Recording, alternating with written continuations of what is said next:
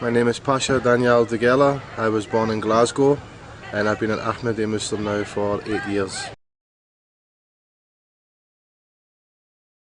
My faith beforehand, I was brought up in the Catholic Church, not so strictly by my family, who weren't completely practicing Catholics, but that was the faith before.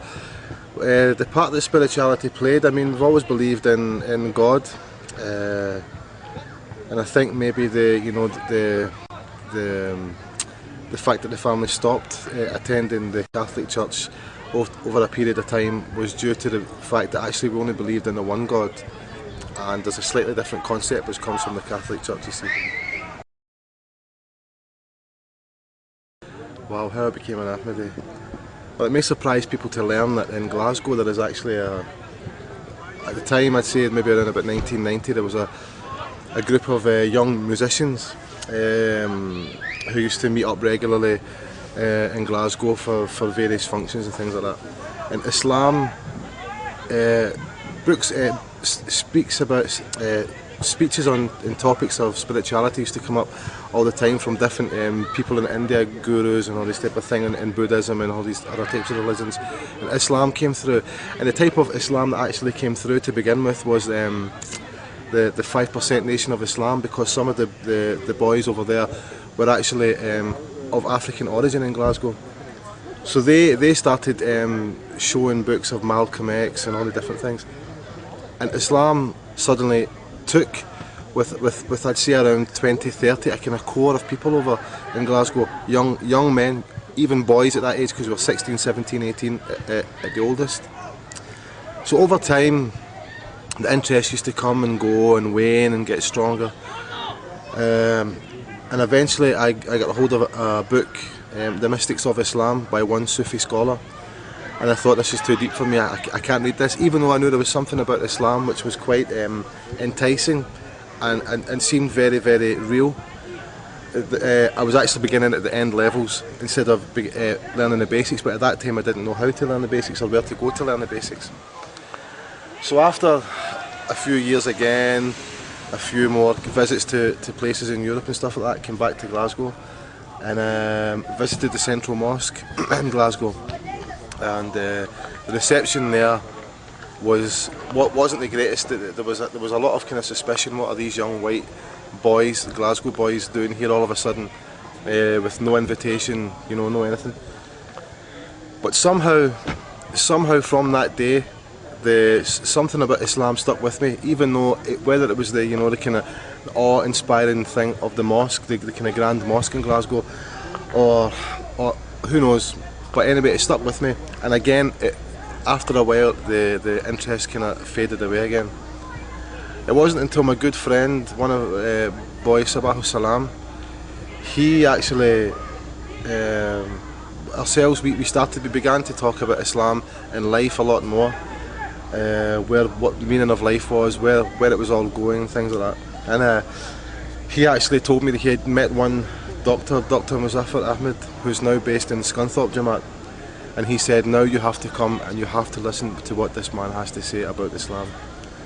So the night before I was due to go there, he met up with me, Sabah that is, and he gave me one book, Review of Religions, and on the front cover was the picture of Promised Messiah, and all he said to me was, here is a book, please read this chapter. And before you do, I should let you know that this is the second coming of Jesus. Now to me, it cleared up everything immediately. There was no need actually to read the chapter.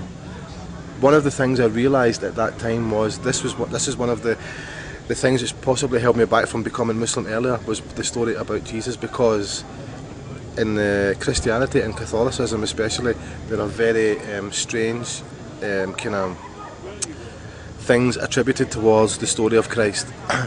And when I went to develop my kind of understanding of Islam, I found that they were no clearer with the Orthodox Muslims. So when it was explained to me that Jesus had died a natural death, and this was actually the second coming of Jesus, not in person but a spiritual resemblance, the same office of Jesus, straight away I knew this man is Messiah and Mahdi. There was no need, nothing could have dragged me away from that belief.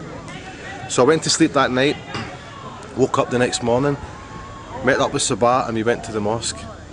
But what Sabah had forgot to tell me, or he left out, was that actually 6 days before he himself had become Ahmadi Muslim.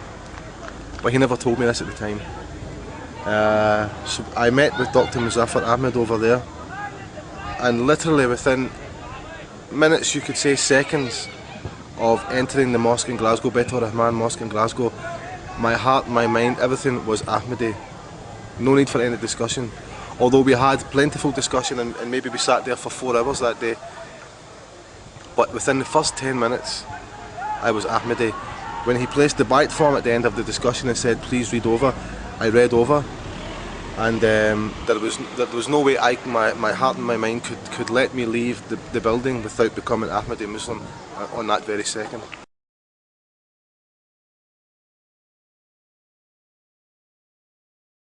Alhamdulillah, family and friends were absolutely fine. The reason possibly is because they knew this was coming, you see. They had obviously, being younger, your mum is in cleaning up your room and all this type of thing, and she used to find these books about Islam and these papers on Islam and Islam this and Islam that. And I used to try and discuss with her in my own very limited knowledge and maybe some kind of fashion about Islam. But the biggest thing you could say is that when I went to the mosque that day, my wife, who wasn't my wife at the time,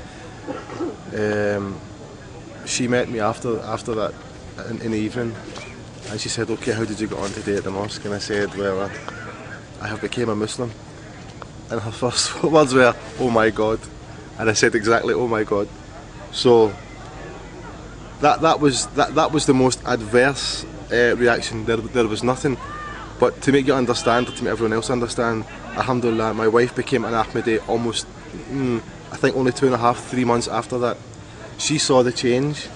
I explained the beliefs very, very simply and very nicely, and presented Ahmadiyyat the way Ahmadiyyat should be presented, and she had absolutely no trouble at all in becoming Ahmadi herself. And alhamdulillah, again, her family, my family, have had no bad reaction at all.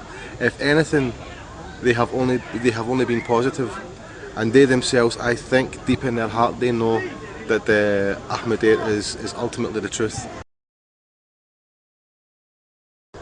How have I benefited? It may sound kind of like a cliche for people, but to understand, those who have been Ahmadi their whole life, for ourselves, for myself, it's almost, I became an Ahmadi when I was 24, 25 years old, and even though I thought life was good and it was fun and all this and all that, at the moment of becoming Ahmadi, you can see that you are living your life with the lights switched off. And definitely when you become an Ahmadi, there are so many graces of Allah which fall on you without any effort on yourself, that undescribable, very peculiar things to the individual, I'm sure, but how I've benefited is almost impossible to put into words. The things that Allah has bestowed upon myself and my family, we think if we had continued living the way before, it wouldn't have happened. Physically, spiritually, materially, everything, alhamdulillah, God has blessed us with so much in abundance. So that is, I mean, to go into practical detail would take forever, but that is the gist of how it's benefited us. The most convincing thing, I think, going back to if I have to go back and look at the root of the thing and how the thing that grabbed me, when I saw the picture of Hazrat Masih Maud alayhi salam, I knew straight away that this is a godly man. You can maybe show some people the photograph and they won't see that thing, but I was lucky, alhamdulillah, by the grace of Allah, that I saw that thing in Hazrat Masih Maud's picture, and I just knew from that very moment, that was the very, very first thing. That was the very first thing, so for me it becomes the most important thing. Seeing the picture of Hazrat Masih Maud alayhi salam, I knew straight away that this man is from Allah. What gives me happiness is just our family life at the moment. I mean, inshallah, we're trying to bring up the family in the most Islamic manner we can. Alhamdulillah, we have 2 young sons who are both waqf, and that, being able to actually, I suppose it's a very big deal maybe for some, white people from Glasgow, that actually we have now born Muslims in our family. For Allah to grant us the status in our family that we actually have some born Muslims in our family is very, very, it's a very nice feeling. And obviously when you see these functions like Ijtima and Jalsa Salana on the other side as well, it's very hard to break up the Ahmadiyya into different pigeonholes and say, okay, this thing is here, this thing is there. Ahmadiyya as a whole is very, very pleasing and gives huge benefit.